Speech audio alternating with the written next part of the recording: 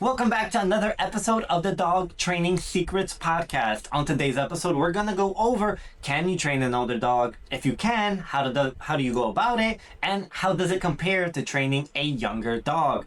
Hey guys, my name is Brian, a professional dog trainer and owner and founder of Awoken K9, an in-person dog training company based in Tampa, Florida, and the Virtual Dog Trainer, an online dog training company where we take your dog from completely untrained to 100% on and off leash trained. So let's get right into it, guys. Before I even hop into the do's, don'ts, and everything in between, who is this episode actually for? This episode is for those dog owners who have dogs that are over 7 years old and have little to no training experience with their dogs. Because transparently speaking, if you have an older dog and you've been training that dog for 5 years and have yet to get the results you want, transparently speaking, you're likely doing the wrong thing. It should not take you that long to train a dog. And if that's the case, I recommend that you click the link in the description, the bio, and just apply for our online dog training cohort so that we can set you guys up for success. But this episode is really geared towards and emphasizes those dogs that, or dog owners that have gotten late into the training game, where like maybe your dog's a little older and you haven't had much training experience with that dog, or you haven't done much training with that dog. This is the episode for you. So let's get right into it, guys. First and foremost, when it comes to training older dogs, here's like the bread and butter and kind of the main thing we want to look for. Is that dog healthy? How is that dog doing, right? So once your dog gets at a certain age, you might notice that he's a little slower, his joints might start hurting, things like that. And what we really want to be considerate whenever we're training an older dog is health-wise, first and foremost. Does that dog have a hard time moving around, getting up from the ground, just walking from point A to point B? Because those are things you have to consider when training an older dog. Is he physically able to do the training? Is he physically able, health-wise, going to be able to go through this process that we're going to go through with him? If the answer is yes, then awesome. One box checked. The second thing you also want to be aware of before we actually dive into this is, what are your goals for your older dog, right? Why do you actually want to get your older dog trained, right? So hypothetically speaking, if you have a 7-8-year-old dog that you've had since a puppy, why now? Like, it's really the question you have to ask yourself. And the main reason I say that is because you have an older dog and you really want to consider whether you want to go through this process of actually training him or not. Because maybe you just go like, yeah, he has some behavior issues, he has that, but like, maybe you just rather let him live out the rest of his life and just enjoy himself, right? And here's what I mean, right? So if you have a dog that's just like, my personal example is I have my family dog, is a Yorkie. His name is Chico. He's about like 13 years old, and my family reached out like, hey man, I think we wanna start teaching him some cool stuff like walking on leash next to us when I ask him to heel, all that good stuff. And I'm just like, cool, why? And they're just like, well, no real reason. I think that it's just like, we like walking him and he walks great, but like, I noticed that sometimes he slows down on the walks, and I think healing is going to help him. And I'm just like, we can teach him that, but like, why go through that process if it's not that big of a deal? If it's not affecting your life, why even put your older dog through that? Especially since that, my family dog, Chico, is the Yorkie, he's 13 years old. He's not pulling on the leash. You just want him to walk next to you, and transparently speaking, he's already having some joint issues, so might as well just, like, if it's not affecting him negatively, if it's not affecting you negatively, maybe it's just better to just let him enjoy the rest of his life and just do his thing, right? And just spend the time with him, right? Because again, transparently speaking, with older dogs, honestly, every dog, our time is limited, so we always have to enjoy the moments we have them. But I digress. You always have to be aware of, ask yourself, why do you want to go through that? Is this affecting your life personally? Is this affecting your older dog's life in a negative way? And because ultimately, anytime you're going through a training process, it's stressful, right? Not stressful in like, yeah, your dog hates this, in the sense of like, most animals hate change, right? Humans hate change. Like, anytime you change something in any animal's life, they hate that. They go through stress.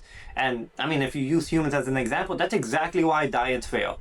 because a lot of humans go, damn man, just changing what I eat is hard enough, and just to get the results that I want to get in shape. So change is hard. So really considerate and understand, like, why do you want this for your dog? What are you looking to get accomplished? So really narrow in on that goal. If it's something that's negatively impacting your life, negatively impacting your older dog's life, yeah, maybe it may be beneficial. But again, take everything into consideration.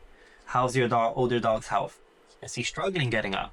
Is he struggling just getting to point A to point B? Because if that's the case, then I would probably say, like, maybe don't focus on training right now. Just focus on just enjoying time with him, because yeah, we can try to get everything accomplished, but if he's physically not feeling good, why put him through that? And that's the main thing you guys want to consider before you actually start going over this, just because the older your dog gets, the more strain on his body, the slower he gets, and everything in between. But let's get right into it. Now that we understand kind of main things to consider, here's what we want to be aware of whenever we're training an older dog. So, transparently speaking, can an older dog be trained? Yes.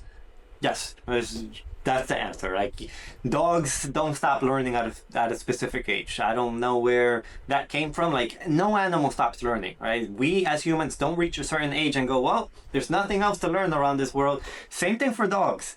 Older dogs don't go, this is how everything is, there's nothing else to learn out here and nothing new. No, dogs are always learning. The main difference between training an older dog versus a younger dog, transparently speaking, is this.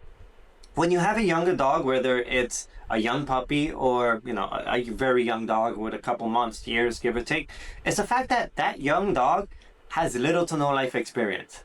What does that mean? That means that it doesn't have a perspective it doesn't have a viewpoint on how the world is. Two, it may have not developed any habits yet. It doesn't know any behavior. It doesn't know what's right, what's wrong. So as owners at that age, it's our jobs to start teaching our young dogs that. It's our jobs to expose our young dogs to the world. Hey, this is what everything is. This is what a truck is. This is what kids are. Everything in between. It's also our job to provide them that life experience and teach them the right habits as they develop and become well-mannered adult dogs. But the difference between an older dog is the fact that, like, that older dog does have some life experience. That older dog may have some positive experience, may have some negative experience, which ultimately molds his perspective of the world. That older dog already has a viewpoint of the world. Two, that older dog may have established habits. Those habits may be good habits that we like, behaviors that we want to see again, or those habits may be not so good habits, bad habits. Behaviors we don't want to see again, behaviors we dislike, jumping on our guests, barking on the leash, pulling, lunging, running away, things like that. So it's really understanding that's the main difference between a younger dog and an older dog, right? It's the fact that, like, younger dog, clean slate.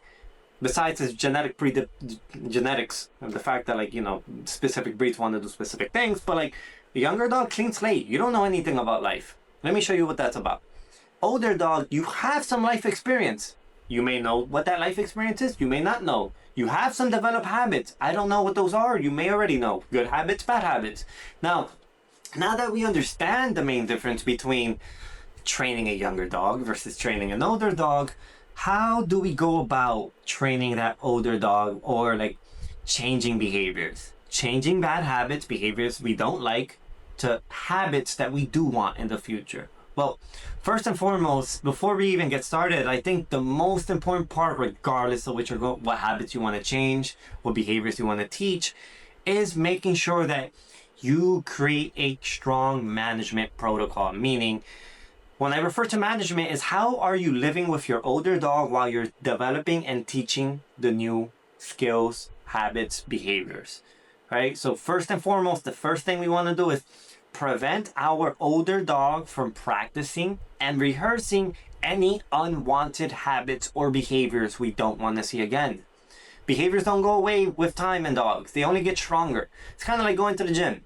Every single day you go to the gym and you squat, those quads, those hamstrings, your legs, they're only going to get stronger the more you build on them. The same thing is true for dogs. The more your dog practices a specific behavior, the more that behavior gets stronger and increases and eventually becomes a habit. And the issue with habits are you don't really think about them, meaning they're like unconscious, right? So think about it this way: if you guys wake up in the morning, brush your teeth, you don't think about that. It just happens. I hope most of you guys do that, right? Like, I'm hoping. But the same thing is true for dogs. In the beginning, a behavior starts off as a conscious choice, but with enough repetitions, it becomes involuntary, a habit, unconscious. They're just naturally doing it. So the most important part is preventing your older dog from practicing and rehearsing those behaviors we don't want our dogs to develop as a habit. If your dog already has an established bad habit, our job is first and foremost to be aware of it. When does that habit occur? How is that habit established? When is it being rehearsed and practiced? When are you displaying that bad habit? And then your job is to be proactive and prepare yourself and your dog so that you're able to prevent that bad habit from being rehearsed again and again and again. Here's an easy example. Your dog has the bad habit of jumping on your significant other when they get home. They've done that every single day. What's the easiest way to prevent that from happening?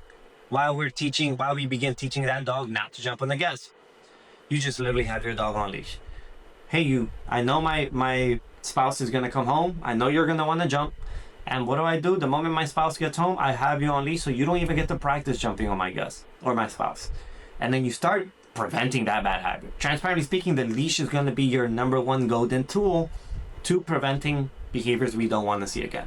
Right? It's a lot easier to step on the leash, grab the leash, show your dog something else, versus allowing your dog to actively do the behavior and then take him away and stop him from doing the behavior. So first and foremost, that is going to be golden rule number one. Do not let your older dog practice and rehearse the behavior you don't want to see again. Whether it's an established habit or whether it's a behavior you don't want, you don't let him practice. Right? Second thing, now that you're not letting your older dog rehearse and practice any unwanted behaviors, what do? Well, first you want to analyze where your dog currently is, right? So you have an older dog, 7+ years. He may know some behaviors, he may not. But how well are those behaviors, right? So if you're looking for obedience training and get your older dog obedience trained, again, it comes down to your goals and whatnot. But let's kind of start from square one. You always want to analyze where your dog currently is obedience-wise. So, okay, does your dog know how to sit, lay down, come and called, stay? If they do, under what circumstances? Can they just do it in the living room, outside, in the presence of food, with a toy? All those things are going to be a major role. But regardless, say you have a dog that maybe doesn't know all that stuff. Because again, you're late into the training game. Where do we start?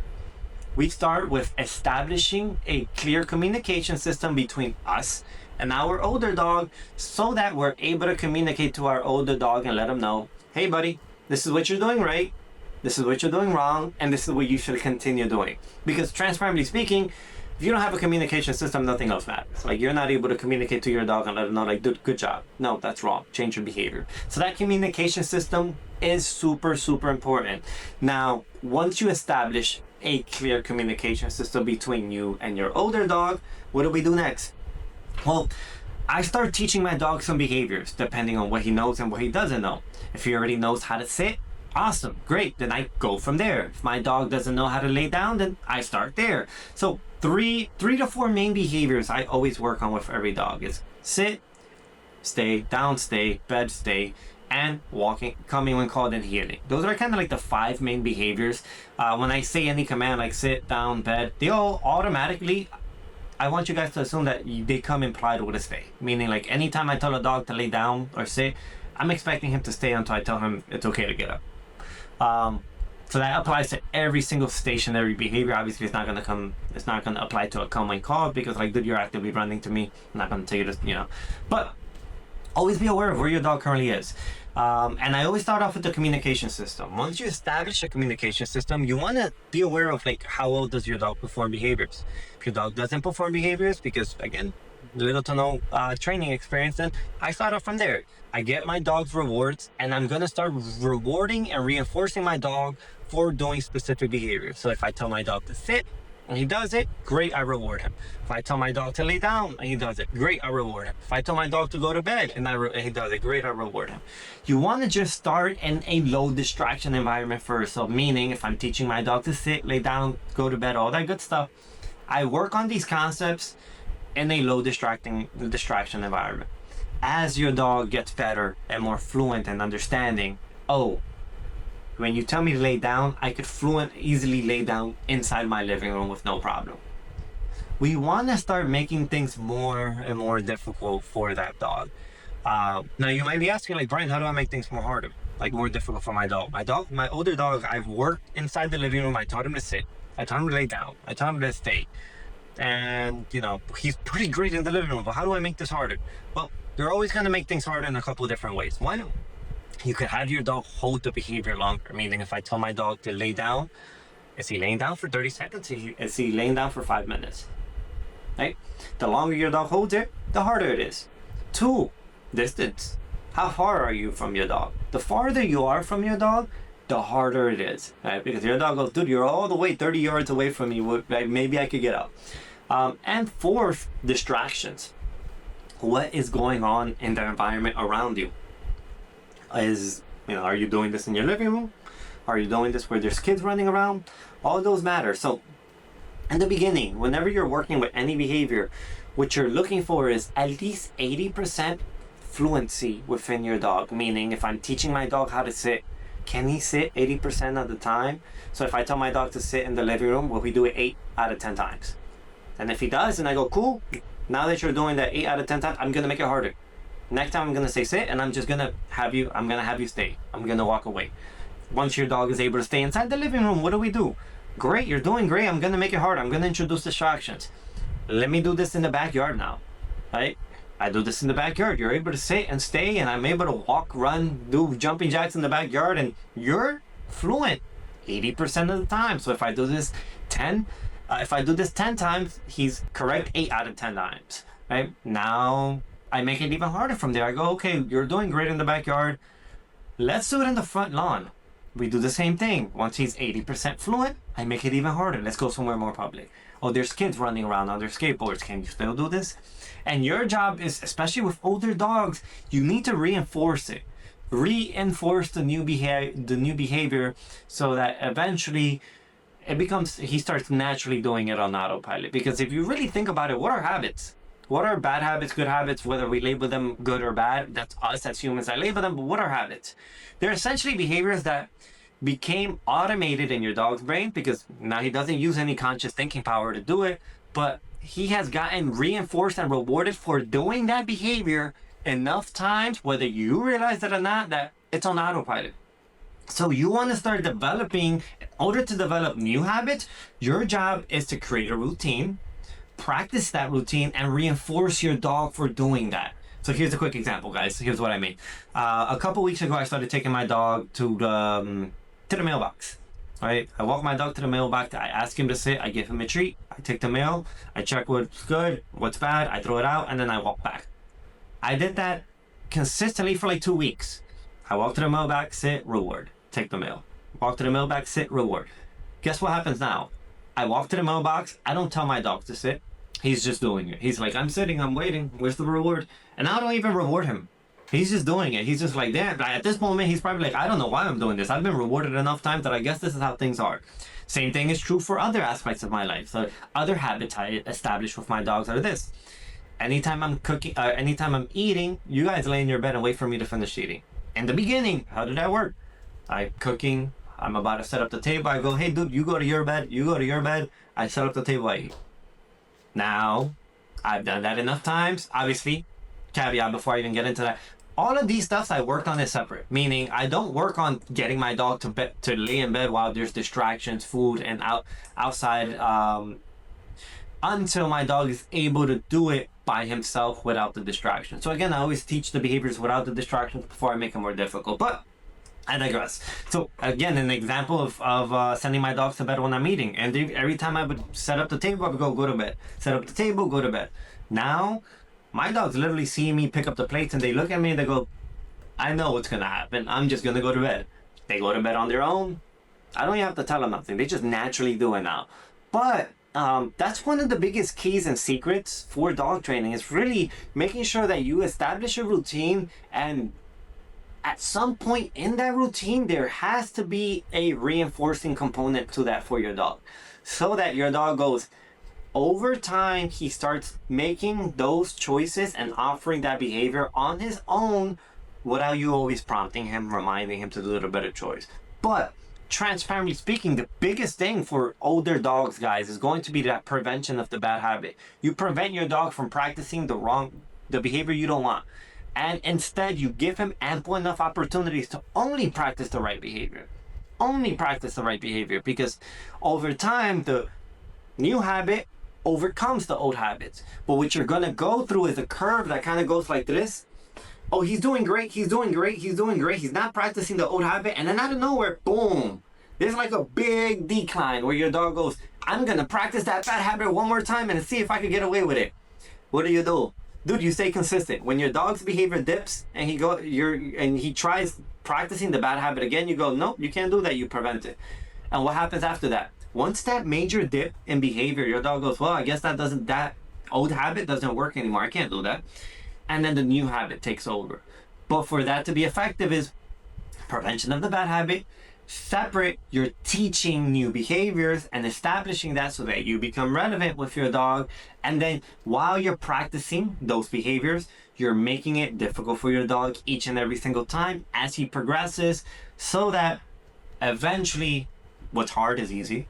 What's easy is even easier for him. But then two, you start reinforcing the right behavior consistently so that over time, those behaviors happen on autopilot. You don't have to remind your dog what's right, what's wrong. Your dog just starts doing it.